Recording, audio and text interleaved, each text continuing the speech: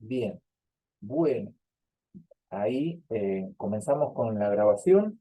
Entonces, saludamos nuevamente y recordamos que estamos con el primer libro de Reyes. Cuando nosotros estudiamos Reyes, eh, este libro en realidad es un solo tratado, digamos. Eh, los evangélicos, o digamos el cristianismo, tiene el primer y segundo libro de Reyes como para hacer más fácil el tema de la lectura y del estudio. Pero esto se entiende que es un solo libro contando las crónicas. Y algo por ahí interesante a tener en cuenta cuando estamos leyendo estos libros es que Reyes está escrito desde los profetas. Entonces, por eso vamos a notar que en esa lectura que llevamos adelante se destaca la vida de Elías, la vida de Eliseo, de algún otro profeta que también, y cómo se relacionan los reyes, tanto el rey del norte como el rey del sur, cómo se relacionan con Dios. Hay reyes entonces que se consideran como buenos, hay reyes que se consideran como malos, de acuerdo a su relación con Dios. Eso es lo que estuvimos hablando el encuentro pasado. Y ahí retomando un poco de lo anterior, entonces, al final del encuentro que tuvimos el lunes pasado, había algo crucial en lo que es la historia de Israel, que es cuando el país, digamos, la nación de Israel, se divide en dos. Luego del rey Salomón, Salomón hizo varias cosas que no estaban bien, pero Dios le dijo que por amor a David, su padre, entonces el reino no sería dividido durante su vida. Durante el reinado de Salomón no hubo ninguna división, pero eso lo hizo Dios más que nada por amor a David, que a lo que Salomón venía haciendo. Cuando fallece Salomón, entonces quien asume en el trono es el rey Roboam, es decir, el hijo. Y este hijo lo que hace es tomar una mala decisión. Y ahí lo que nosotros siempre decimos, dentro de el gran amor que Dios nos tiene, nos ha dado esto que conocemos como el libre albedrío, la posibilidad de decidir. Y el rey Roboam tuvo la posibilidad de seguir el consejo de los ancianos, entiéndase, los líderes espirituales que habían acompañado a su padre en el gobierno, que le aconsejaban que tuviera un poco de como misericordia, que le quitara las cargas impositivas que habían sobre el pueblo de Israel. Pero él decidió no hacer eso, sino que él decidió buscar a alguien que le dijera lo que él quería escuchar, ¿bien? Así como lo escucharon. Muchas veces nosotros buscamos a personas que sabemos que nos van a decir aquello que nosotros deseamos escuchar. No lo que es correcto necesariamente, sino aquello que queremos tener en nuestro oído. Entonces siguió el consejo de sus amigos, con aquellos que había crecido, que lo que le aconsejaron era que las cargas fueran más pesadas incluso que las de su padre Salomón. Por lo tanto, cuando decidió mal, el pueblo se le rebeló, ¿sí? Es decir, que el pueblo dijo a las tiendas, así como una frase, ¿sí? Eso es como una expresión hebrea, como nosotros acá en Argentina tendremos las nuestras, y eso significaba que cada uno se volvía a su lugar, como que seguía hablando, Roboam, lo que quieras, pero nosotros ya no vamos a hacerte caso. Y ahí aparece lo que se conoce como la división de las 10 tribus del norte, recordemos que son 12 tribus en Israel, y las dos tribus del sur, que son Judá y Benjamín. Pero como Benjamín, cuando nosotros leemos allá el libro de Jueces, vimos que tuvo sus altercados y disminuyó grandemente esa población, es que la mayoría eran de los judíos. Esa nación de los judíos es de donde vendría nuestro Salvador Cristo Jesús. Por eso vamos a ir leyendo a lo largo de la historia que Dios preserva a estos que son los judíos, que es el reino del sur, que es donde quedó Roboam. Y en el reino del norte quedó Jeroboam, este que era un servidor, una persona que trabajaba para Salomón en su tiempo. Bueno, este es quien quedó al norte. A partir de ahora, ¿sí? Cuando vayamos leyendo la vida de los reyes, van a notar que hay una característica. A los del sur se los juzga según lo que hizo David, es decir, anduvo en los caminos de su padre David. Cuando dice su padre, entiéndase de su descendencia, tal vez David sea el abuelo, el bisabuelo, eso significa el padre.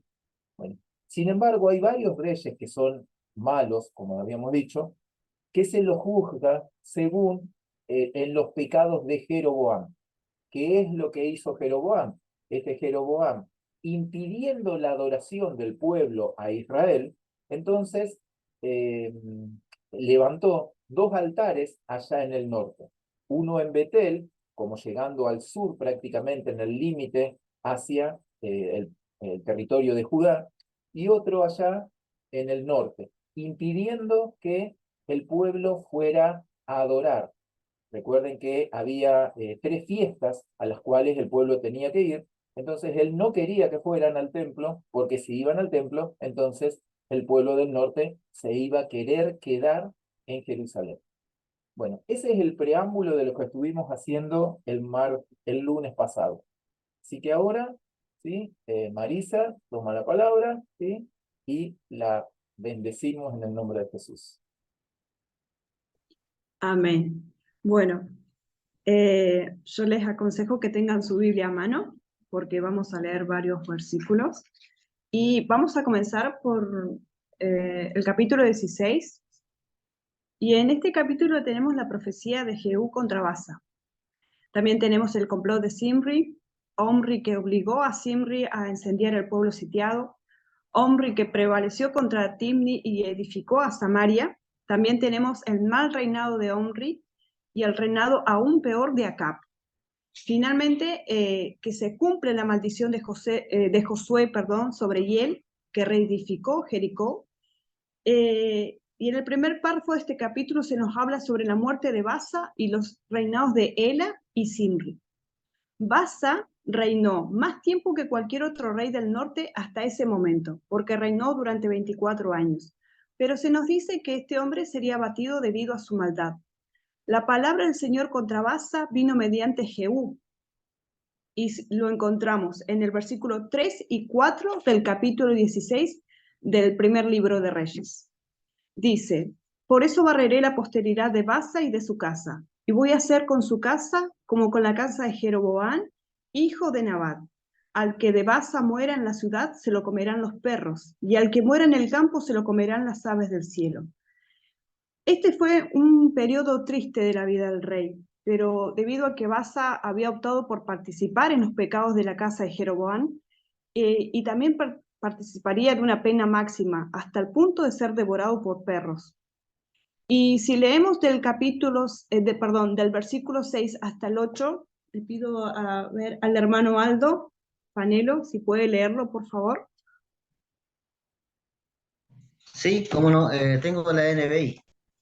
Bueno, ¿Me dijiste de capítulo? del capítulo Del 16, versículo, perdón. del 6 Versículo al 8. 6 Al 8. al 8. Bien. Dice: Basá murió y fue sepultado en Tirzá, y su hijo Ela lo sucedió en el trono.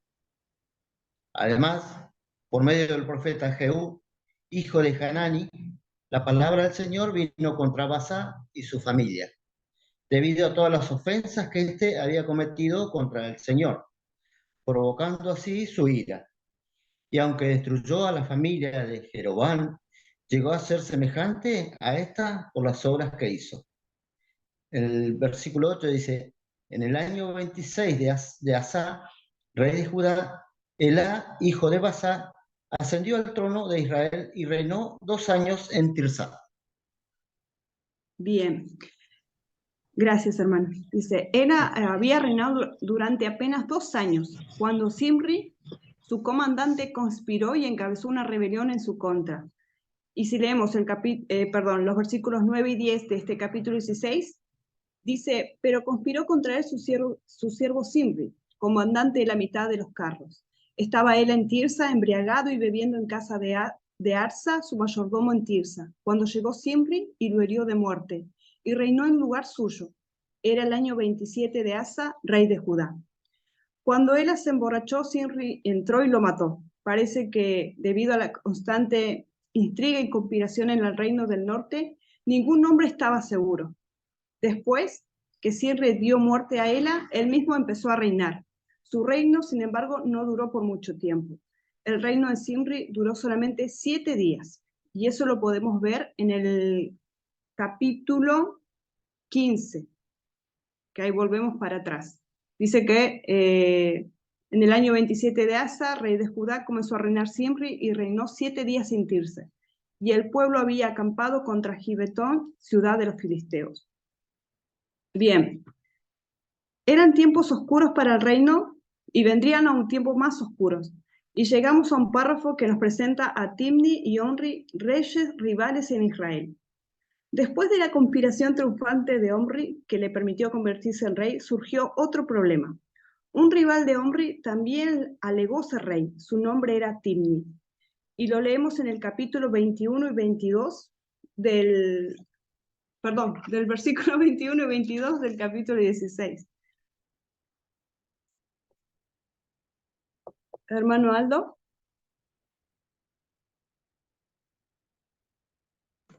Ahí va.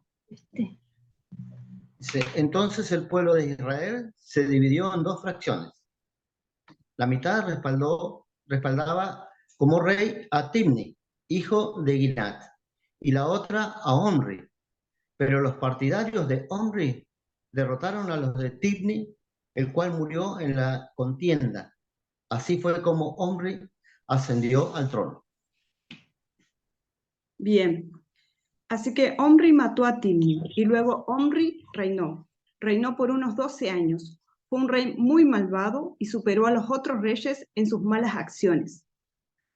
Si avanzamos, ahora leyendo los versículos 28 y 30 de este capítulo 16 del primer libro de Reyes, en un párrafo nos habla del reinado de Acab y su matrimonio con Jezabel. Dice, lo tenemos por ahí. Omri durmió con sus padres y fue sepultado en Samaria. En su lugar reinó Acab, su hijo, y reinó sobre Israel en Samaria 22 años. Pero Acab, hijo de Omri, hizo lo malo ante los ojos del Señor, más que todos los que reinaron antes de él. Omri fue sucedido por su hijo Acab. Omri había sido el rey del norte más corrompido hasta ese momento, pero su hijo Acab le superó en maldad. Dice el versículo 31. Pues no le bastó andar en los pecados de Jeroboam, hijo de Nabat, sino que tomó por mujer a Jezabel, hija de Edbaal, rey de los sidonios, y fue y sirvió a Baal y lo adoró. Acab fue malo, y tuvo una esposa que le ayudó en sus malas acciones. Ella fue una verdadera compañera en cuanto a la maldad. Los hechos perversos de Acab no había, que ni siquiera él había imaginado, se le iban a ocurrir a Jezabel. Lo que a ella no se le ocurría, no se le ocurría a nadie. Es decir, ella conspiraba muy fuerte. Entonces era como una mujer muy cruel. Era la combinación de Acab y Jezabel, fue la peor que se pudo concebir.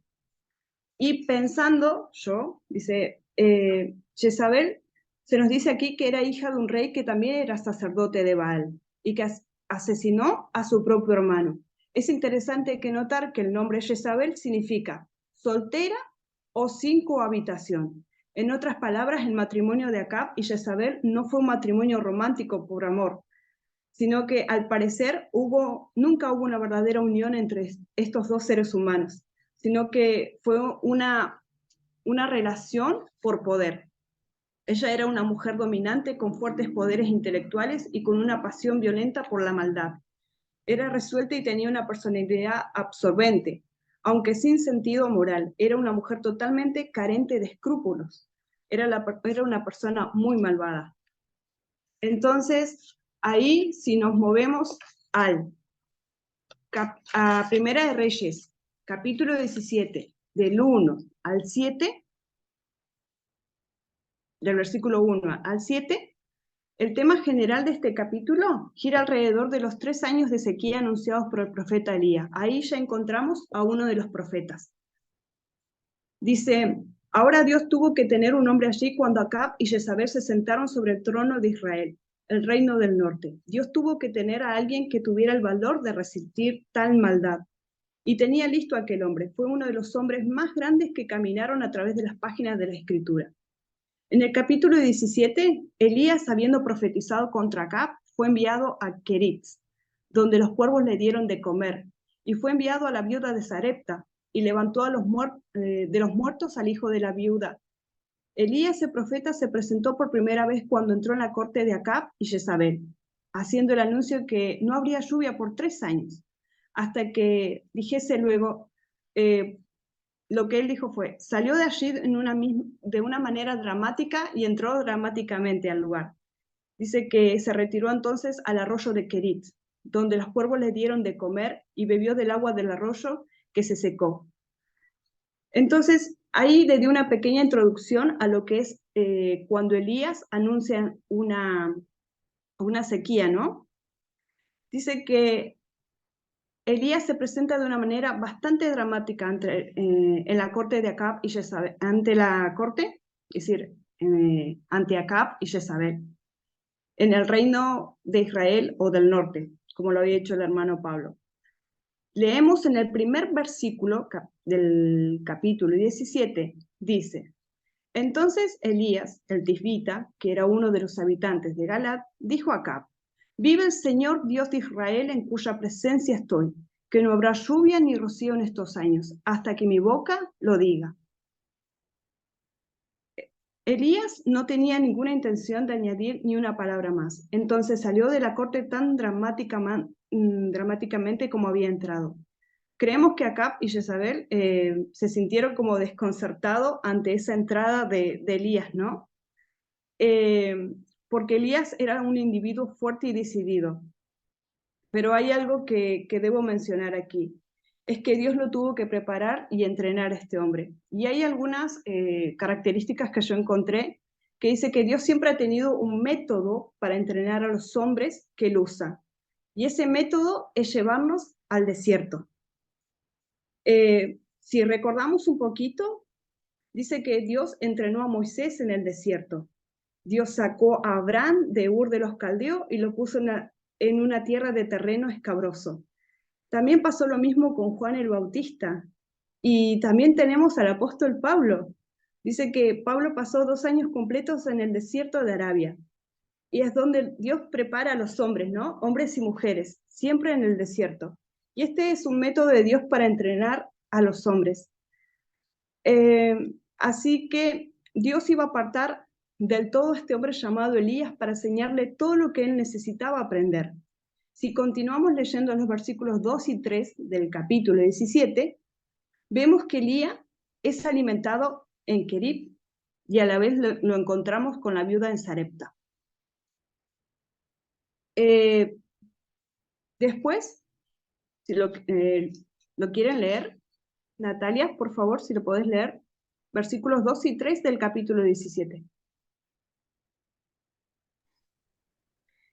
Ahí, a ver. Y vino a él palabra de Jehová, diciendo, apártate de aquí y vuélvete al oriente, y escondete en el arroyo de Kerit, que está frente al Jordán.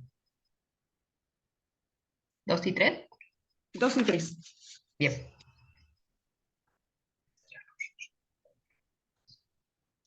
Dice, bueno, Dios acá empleó 2 métodos para cuidar a Elías, y los vemos, ¿no? Uno fue el arroyo, es decir, un medio natural para proveerle agua, lo que él necesitara, y el otro fue un medio sobrenatural. ¿Por qué? Porque los cuervos vendrían y lo alimentarían, es decir, los cuervos le daban de comer a Elías. Entonces, aquí hay algo importante. Dice que pasado algunos días se secó el arroyo porque no había llovido sobre la tierra. Y aquí estaba este hombre en el desierto. Él iba al arroyo todas las mañanas y se dio cuenta que el nivel de agua iba bajando cada vez más. No le resultaría difícil entonces por cuánto tiempo él podría vivir. Pero la verdad es que los cálculos humanos incluyen un factor de máxima importancia, y ese grado de recursos espirituales disponibles en una situación determinada. Cuando Elías contempló el arroyo, cada vez más pequeño, debió aprender una lección espiritual, y para mí fue esta. Quizá llegó a la conclusión de que su vida era como un arroyo seco. Es decir, él no era nada ni nadie, como lo somos nosotros. Tan solo el lecho de un arroyo, un canal por el cual puede fluir el agua de vida. El Señor Jesucristo, y esto hago un paréntesis, dice en Juan capítulo 4, versículos 13 y 14, donde se refiere se refiere al agua de un pozo, ¿no? Cualquiera que beba de esta agua volverá a tener sed, pero el que beba del agua que yo le daré no tendrá sed jamás, sino que el agua que yo le daré será en él una fuente de agua que salte para vida eterna. Es solo cuando el agua de la vida, la palabra de Dios, fluye por nosotros, que nosotros podemos convertirnos en un canal de bendición. Y eso lo quise tomar porque es una palabra importante, ¿no? Cuando los ríos de agua corren dentro nuestro. Entonces yo creo que Elías tuvo que aprender lo que Pablo escribiría a los cristianos de la ciudad de Corintio. En su primera carta, en el capítulo 1, versículo 27, que dice que Dios ha escogido lo que el mundo considera necios para avergonzar a los sabios y ha elegido a lo que el mundo tiene por débiles para avergonzar a los fuertes. Está diciendo acá, como que nos está diciendo que Elías y nosotros somos escogidos aún a pesar de nuestros errores, ¿no? Y si nos movemos ahora un poquito más adelante al capítulo 18,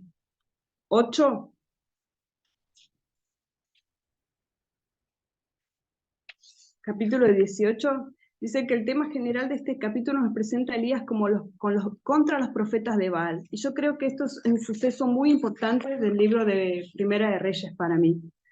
Dice, este capítulo es uno de los más espectaculares de la Biblia. El profeta Elías desafió a los profetas de Baal en una prueba para determinar quién era realmente Dios. Este capítulo cubre un evento muy importante. Abdías se encontró con Elías. Elías reprendió a Acab y también tenemos la muerte de los profetas de Baal. Y Elías, mediante la oración, logra que lloviera. Entonces, si vamos a leer un poquito el capítulo 18, versículo 1 y 2, y le pido por favor a Darío si lo puede leer. Hola, buenas noches. Hola. Bueno, Primera de Reyes, capítulo 18, versículo 1 y 2. Sí, Versión Dios habla hoy. El tiempo pasó, 3 años después, el Señor se dirigió a Elías y le dijo: Ve y preséntate ante Ahab, pues voy a mandar lluvia sobre la tierra. Elías fue y se presentó ante Ahab. El hambre que había en Samaria era tremenda. bien. Aquí vemos que Dios estaba entonces preparando para utilizar a Elías. Este profeta podía ya presentarse en público con valor. Había aprendido la lección de sus limitaciones y de los recursos ilimitados por Dios. Vemos algo que Elías enfrentó a 450 profetas de Baal. Un reformador dijo que una persona en compañía de Dios constituye una mayoría frente a cualquier grupo de enemigos. Los profetas de Baal emplean toda clase de encantamiento para que caiga fuego sobre la ofrenda en nombre de Baal. Elías mira con un ojo aburrido y escéptico y emplea la ironía y el sarcasmo. Ellos gritan y gritan más fuerte frenéticamente, pero todo es en vano. Elías, después que los profetas de Baal se retiran frustrados, repara el altar de 12 piedras, ¿no? Porque las 12 piedras representan a las tribus de Israel. Entonces, mostrando que la nación de Israel es una sola. Luego arregla la leña y el sacrificio. Después que tinaja tras tinaja, mostrando que la nación de Israel, tinaja tras tinaja de agua extraída del Mediterráneo Sur al monte Carmelo y echada sobre el altar. Elías eleva una de las grandes oraciones de la Escritura, breve pero efectiva. Y después de matar a los profetas de Baal, Elías anuncia la proximidad de una tempestad de lluvia que viene desde el mar Mediterráneo. Eso es un poquito del capítulo 18. No sé si alguien tiene alguna pregunta. Espero que no. Eh, sí, Marita, por acá tenía un mapita Sí, yo que quería compartir. sí, Aquí lo estuve buscando. Bueno, se habrán dado cuenta que a mí por lo menos me gustan mucho los mapas. A ver cómo lo puedo ampliar esto. Ahí está. Bien. Eh, que los lugares que estuvo nombrando Marisa recién, de Tisbe, o sea, desde esta región, es desde donde parte Elías. Bueno, y acá más o menos nos ubica hacia dónde va. Fíjense dónde está la viuda de Sarepta, que es uno de los, en realidad el segundo milagro, ¿sí? Considerando el tema de la lluvia que no caía. Bueno, y Sidón, que es este lugar, ¿sí? De donde nació Jezabel. O sea que el rey Acab la fue a buscar hasta allá bien lejos a su esposa Jezabel. Bueno, y Jezabel no se vino sola, sino que trajo todos sus amiguitos de allá. ¿No? Entiéndase todos los Baales.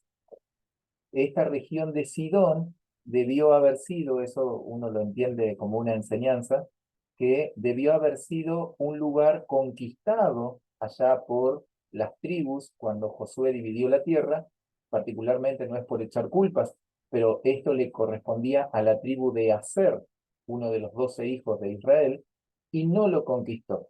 Así que aquello que no conquistamos, aquello que dejamos un poco dormido en nuestras vidas, tengan presente que es así. Está dormido, pero cuando se despierta puede volver contra nosotros y causarnos grandes dolores de cabeza, como Jezabel se los causó a Israel. Entonces, a tomar valentía y llegar a conquistar todas aquellas áreas de nuestra vida. Entonces, tratar de que el Señor, nuestro Dios, ingrese a todas las habitaciones de nuestra casa. No es que tan solo ingrese a la habitación de estar, sino que también vaya por el baño, vaya por aquellos lugares que están un poco más oscuros, porque es necesario que esos lugares también sean limpiados. Bueno, eso simplemente quería compartir de ahí. bien. Dice que bajo el reinado de Acab y Jezabel hubo una gran apostasía. Elías se había quedado solo, o él creía que se había quedado solo, porque en realidad había más profetas escondidos. Eh, es verdad que había 7000 que no se habían arrodillado ante Baal. Esos profetas estaban guardados, pero ellos se habían escondido en los refugios de las colinas. Ninguno de ellos se había acordado o acercado a Elías. Tampoco Elías se había enterado de esa existencia, ¿no?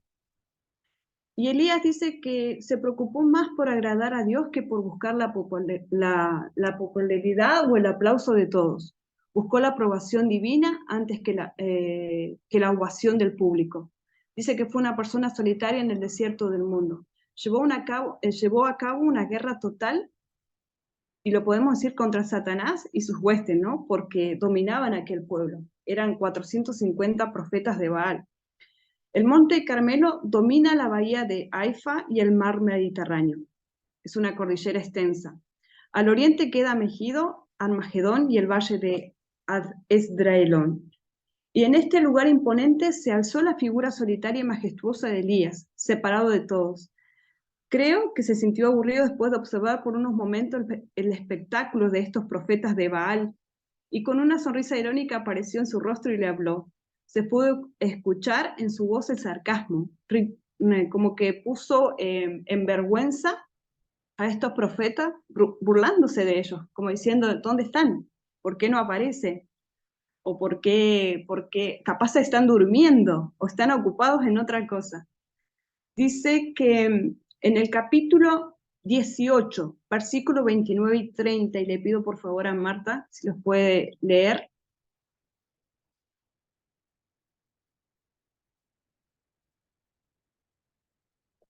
18, 29, 30. 18, 29, 29. Ahí voy. Dice, pasó el mediodía y siguieron con sus espantosa algarabía, hasta la hora del sacrificio vespertino. Pero no se escuchó nada, pues nadie respondió ni prestó atención. Entonces Elías le dijo a todo el pueblo: acérquense. Así lo hicieron. Como el altar del Señor estaba en ruinas, Elías lo reparó. Luego recogió 12 piedras, una por cada tribu descendiente de Jacob, a quien el Señor le había puesto por nombre Israel.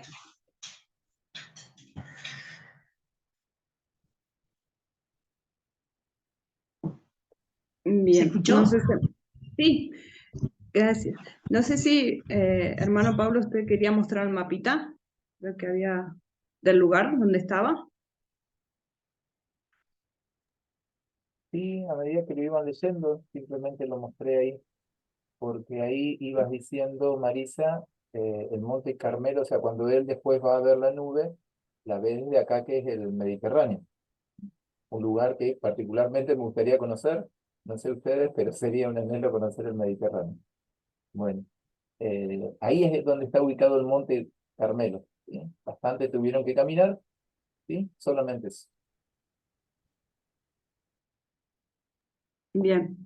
Dice, recordemos que Israel era una nación, no eran dos naciones, Israel y Judá, ni Samaria y Jerusalén, sino 12 tribus que constituían una sola nación. Entonces Elías dice que restauró el altar en el nombre del Señor. Luego hizo una zanja alrededor del altar y preparó la leña y cortó en pedazos al buey. Por último dice que mandó que llevaran 4 tinajas de agua y que la derramaran sobre el sacrificio y sobre la leña. Ahora es verdad que donde recogían el agua quedaba bastante lejos. Nos preguntamos cuánto tiempo habrán demorado en traer esas tinajas, ¿no? De ida y de vuelta, hasta la cima del monte. Era una ruta larga, pero Elías no tenía prisa. Así que vamos a leer el versículo 34 y 35 y le pido a Darío, por favor, si lo puede leer. Del capítulo 18, versículo 34 y 35. Bien. Luego dijo: llenen 4 cántaros de agua y vacíenlos sobre el holocausto y la leña. Luego mandó que lo hicieran por segunda y tercera vez, y así lo hicieron ellos. El agua corría alrededor del altar y también llenó la zanja.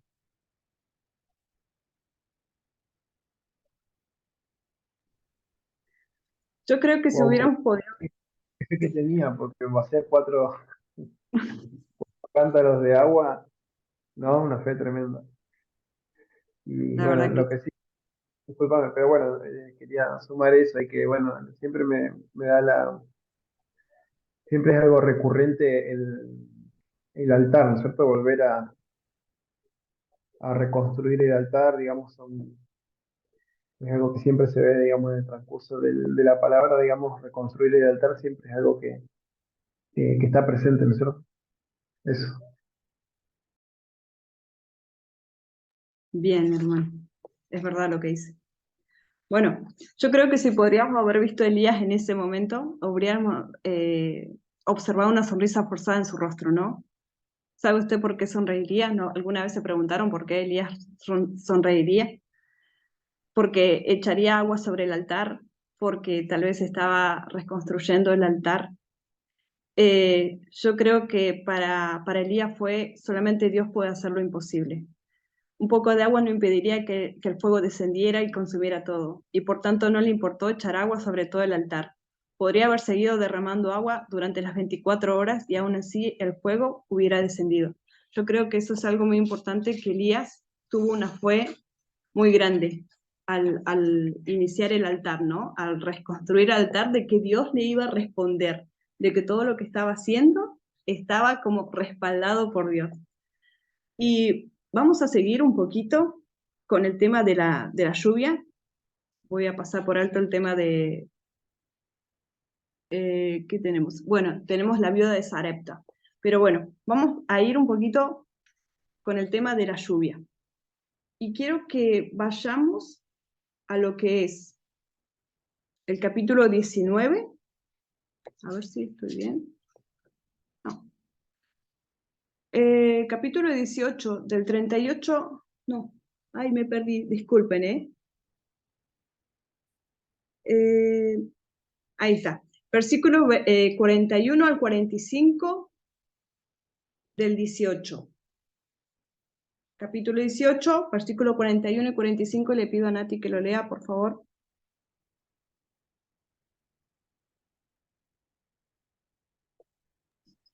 Ahí está. Iba a activar el... A ver, ahí estoy buscando.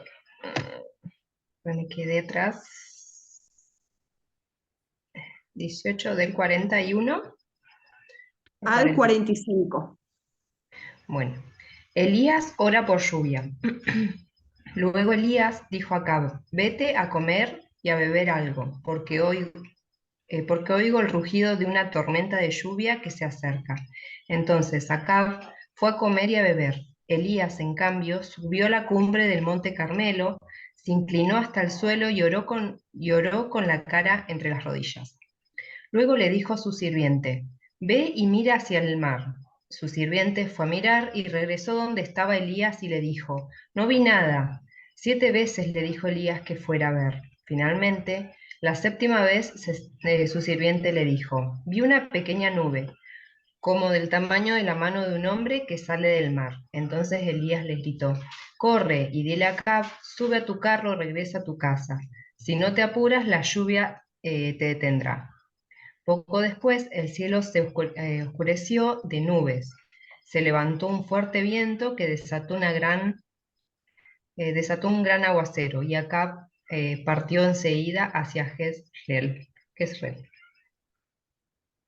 Bien, Hasta el 45. hasta ahí. Bien. Gracias. No, Dice bien. que cuando el pueblo se volvió a Dios, la lluvia y las bendiciones descendieron. Y qué importante, ¿no? Cuando nos volvemos a Dios, como que todo vuelve a la normalidad. Por eso yo creo que Elías era un gran hombre, para que el pueblo se diera cuenta que la sequía no había sido simplemente algún accidente de la naturaleza, sino una medida disciplinaria por Dios. La sequía terminó de la misma manera en que había comenzado, por medio del mandato del hombre de Dios, Elías. Él dijo que la lluvia vendría. En el principio nada se podía ver sino el agua del mar y el cielo azul. Sin embargo, cuando el siervo de Elías miró por séptima vez, pudo ver una nube tan pequeña como la mano de un hombre. Aquella nube creció rápidamente hasta que los cielos se oscurecieron y la lluvia inundó la tierra seca. En el versículo 46 lo vemos, dice, pero la mano del Señor estaba sobre Elías, que se ciñó la ropa a la cintura y corrió delante de Acab hasta llegar a Jezreel. Elías le había dicho a Acab que se apresurara a llegar a casa porque pronto el río aumentaría su caudal y no podría cruzarlo. Pero entonces Elías se puso a correr. ¿Por qué?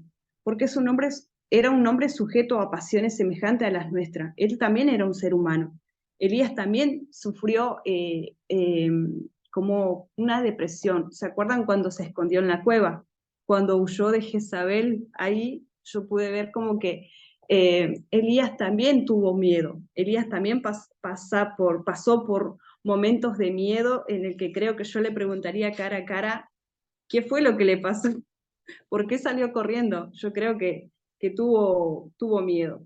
Sin embargo, dice que Elías, yo creo también que se cansó, pero sin embargo fue fortalecido por un ángel. Dios le envió a ungir a Asael, a Jehú y a Eliseo, porque Eliseo era el sucesor de Elías. Y lo vemos eso en el capítulo 19, del 1 al 4.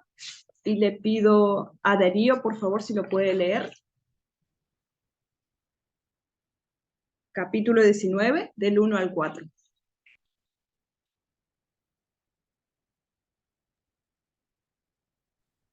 Sí. Acá contó a Jezabel todo lo que Elías había hecho y cómo había degollado a todos los profetas de Baal. Entonces Jezabel mandó un mensajero a decirle a Elías, si tú eres Elías, yo soy Jezabel, y que los dioses me castiguen duramente si mañana a esta hora no he hecho contigo lo mismo que tú hiciste con esos profetas. Elías se dio cuenta de que corría peligro y para salvar su vida se fue a Berseba, que pertenece a Judá, y allí dejó a su criado. ¿Hasta el 3 o hasta el 4 era? 4. Luego, él se fue hacia el desierto y caminó durante un día, hasta que finalmente se sentó bajo una retama. Era tal su deseo de morirse que dijo: Basta ya, Señor, quítame la vida, pues yo no soy mejor que mis padres. Bien. Bueno, dice que, bueno, ahí podemos ver que Elías, digamos, salió huyendo de la presencia de Jezabel, ¿no? Y se sintió como exhausto, cansado físicamente y mentalmente, que le dice que le quite la vida, que Dios le quite la vida. Entonces dice que Dios se le presentó a él. Primero un poderoso viento, luego un terremoto, pero Dios no estaba ahí. Y después fuego, pero Dios no estaba ahí. Dios estaba en el silbido apacible. Algo que creo que no agradaba a Elías, ¿no? Porque Elías era más dramático, le gustaba más la acción, por así decirlo. Y Dios se le presenta a él en un silbido apacible, en un lugar de tranquilidad. Eh, y a esto último era contrario a la personalidad de Elías. Dios estaba presente en ese sonido suave y delicado. Entonces Dios le envió nuevamente al lugar de la acción y el peligro, como le gustaba a él. Y en su camino llamó a Eliseo para que fuera el sucesor. Ahí se cruza con Eliseo. Entonces acá tenemos que comprender cuando Dios nos habla tranquilamente, ¿no? Porque Dios no se manifiesta como fuertemente o a través de situaciones dramáticas, sino que Dios es tranquilo, es tranquilidad y te habla de manera pausada y nosotros a veces estamos apurados y Dios no, Dios tiene sus tiempos. También vamos a ver un poquito el tema de Jezabel. Dice, es difícil comprender que el mismo hombre que Elías, el hombre que estaba huyendo, era el mismo que había desafiado a los 450 profetas de Baal. Parecía un hombre diferente. Primero desafió a todos y después se fue a esconder. Dice, pero había una explicación para su condición. Si leemos los 3 primeros versículos del capítulo 19, es lo que leyó el hermano Darío, podemos ver un poquito lo que sucedió. El mensaje de Jezabel que envió a Elías fue amenazador. El haber estado ante el público desafiando a la falsa adoración de su nación había agotado mucha de su energía y fuerza. Tuvo una actitud extraña cuando oyó el mensaje de Jezabel amenazándolo de muerte. Y lo vemos un poquito en el Nuevo Testamento, en Simón Pedro, cuando caminando sobre el mar, apartó sus ojos, ¿se acuerdan de eso? Apartó sus ojos del Señor y vio aquellas olas grandes y empezó a hundirse. ¿Qué pasó con Pedro? Tuvo miedo, se desesperó. Elías también perdió el valor y comenzó a huir. Fue hasta Berseba, que quedaba lejos al sur y estaba en pleno desierto. Cualquiera que se hubiera alejado tanto como para llevar a Berseba podría considerarse seguro de estar libre de la persecución o de cualquier soberano de Israel, el reino del norte. Pero cuando Elías llegó a este lugar desértico, vemos que allí dejó a su siervo y continúa caminando por un día más de viaje. Tenemos que admitir que fue un verdadero cambio para un hombre que se había presentado allí en el Monte Carmelo, desafiando a los profetas de Baal. En ese momento se escondió debajo de un enebro, lejos, allí en el sur, al otro extremo de la tierra, es decir, él va para el otro lado. Se estaba escondiendo de la mujer, de una mujer, de Jezabel. Acá no había hecho ningún esfuerzo para arrestarlo ni destruirlo, pero Jezabel lo buscaba, como león rugiente, como perro hambriento, lo buscaba a Elías, porque había matado a 450 profetas. Creemos que es necesario destacar aquí que Elías había pasado por una experiencia traumática cuando se encontraba delante del altar orando a Dios y cuando el fuego cayó del cielo. Ejecutó a los profetas de Baal. Entonces hubo después una lluvia torrencial, lo cual fue una victoria total para Elías. Yo quiero imaginar cómo se habrá sentido Elías después de todo lo que pasó. Sin embargo, Jezabel corría atrás de él y le mandó un mensaje, digamos, amenazándolo. Esta mujer más malvada de toda la Biblia era tremenda en su persecución contra él. Elías, por su parte, apartó los ojos del Señor y huyó a lo que aquel entonces era el extremo de la tierra civilizada. Y cuando llegó a Berseba, simplemente continuó su vida llegando aún más lejos, creyendo que estaba fuera del alcance de Jezabel, pero creyendo como que había defraudado a Dios con todo lo que había sucedido. Él se sentía solo, yo creo que se sentía solo y diciendo, bueno, ¿y ahora qué hago? ¿Para dónde voy? Y lo que veo aquí fue que se agazapó debajo de un enebro, como avergonzándose, Y yo creo que ahí le entró la duda y el miedo también. Sin embargo, Dios se acuerda de él. ¿Se acuerda? ¿Y qué envía? Un ángel, 2 veces. Primero, para alimentarlo, para decirle que se levante, que cobre fuerzas y que se alimente. Y él vuelve a dormirse. Dios lo pone a Elías en un sueño profundo. Y después, cuando lo despierta nuevamente el ángel, es para decirle que le restaba camino, que todavía les faltaba. Es decir, había un largo trecho que recorrer. Bueno, yo creo que aquí ya nos vamos. No sé cómo estamos con el tiempo. Quedan 10 minutos, Marisa, pero bien, Bueno, estamos manejando, ¿no? pero no sé si entran los otros 2 capítulos. Y empecemos con uno, a ver qué. Bueno. Si vamos al capítulo 20, nos vamos al 20 ahora. No sé si están situados en el 20. Dice que en este capítulo nos presenta a Israel atacado por Siria.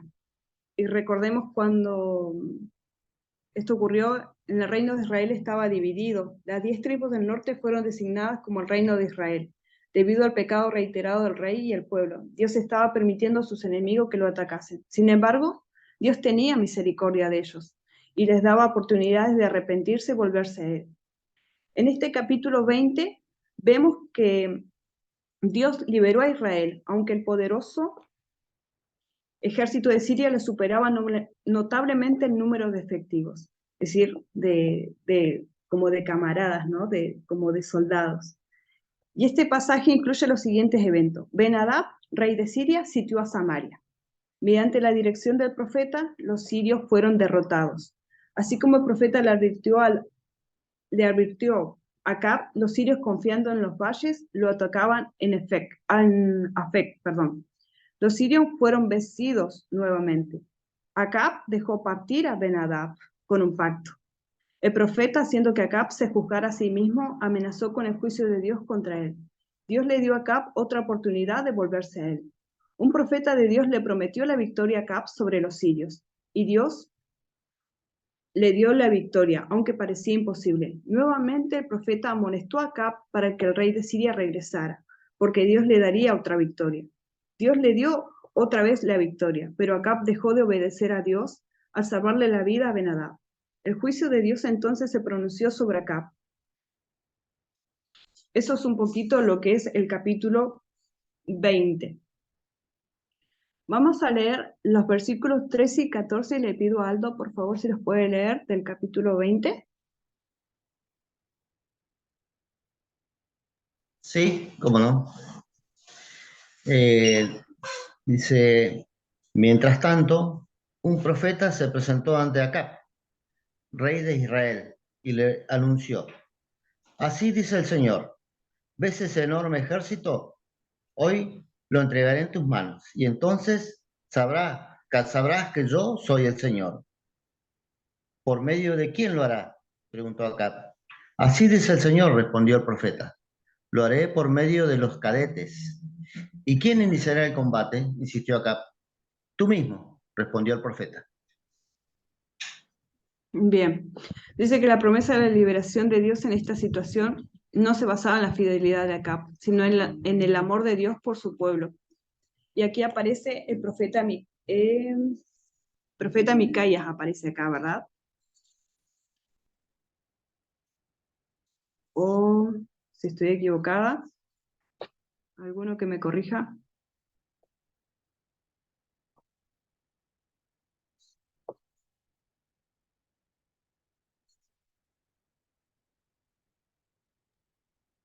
¿Vas bien, Marisa?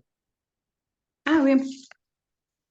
Bueno, dice, hoy en día oímos hablar con frecuencia en cuanto a las oportunidades perdidas, ¿no? Y sobre el hecho de que la oportunidad suele llamar una sola vez a la puerta de cada persona. Creo que desde el punto de vista de Dios, la oportunidad continúa presentándose una y otra vez para que nos volvamos a Dios, para que nos arrepintamos. Y Dios aquí le prometió a Acab una victoria, y le dio esa gran victoria sobre los sirios. Podemos leer en el versículo 20 y 21 del capítulo 20. Marta, por favor. 20 hasta 21. 20. 20-21 del capítulo 20. Cada soldado abatió a su adversario y los sirios tuvieron que huir. Los israelitas los persiguieron, pero Ben-Hadad, rey de Siria, escapó a caballo con algunos de sus jinetes. El rey de Israel avanzó y abatió a la caballería, de modo que los sirios sufrieron una gran derrota. Bien, y ahí vemos otra vez la oportunidad, ¿no? De Dios con Acab. Pero si nos movemos al capítulo 21 y 22, encontramos en el capítulo 21 el tema del rey Acab cuando codicia la viña de Nabot.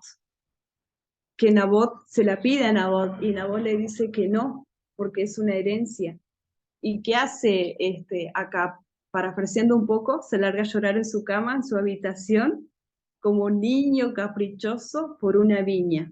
¿Y quién entra? Su amada esposa Jezabel, que le dice, no te preocupes, como que ya mañana vas a tener esa viña. ¿Y qué hace Jezabel? Un complot contra Nabot para obtener esa viña para su marido. Es como el niño caprichoso cuando le dicen, yo quiero esto, y patalea en un supermercado hasta que los padres se los compran, ¿no? Sería así un pequeño ejemplo, parafraseando la situación, porque la viña de Nabot es adquirida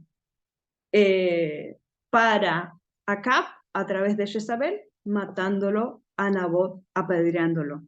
Eso es lo que nos resume el capítulo 21. Que ahí, y ya en el 22, encontramos la muerte de Acab, la derrota de Acab, pero también encontramos cuando dos reyes se juntan para ir a la batalla. Y ahí entra el profeta Micaías, donde hay muchos profetas que todos le están hablando en manera positiva a los reyes de que vayan a pelear, pero ¿qué pasa? Josafat era una persona íntegra delante de Dios. ¿Y Acab qué hizo? Trampa nuevamente. ¿Por qué? Porque cuando van a la guerra, Acab se disfraza de un soldado normal para que lo ataquen a Josafat. Pero ¿qué pasa con Acab? Muere en un carro, como ya lo había pronunciado el profeta Elías, que la misma sangre se la iban a lamer los perros en ese carro, porque ese carro vuelve a Nabot y cuando lo lavan, esa sangre cae al suelo y los perros lamen esa sangre. Entonces, hasta el último tiempo, hasta el último momento, lo que yo quiero dejar acá es que Acab hizo trampa. Todo lo que pudo, todo lo que más pudo sacó, hizo trampa. Y más que nada con su esposa. Dice que el reinado de Ocosías en el norte fue un reinado muy breve y reinó durante 2 años y engrosó la lista de los malos reyes de Israel en el norte.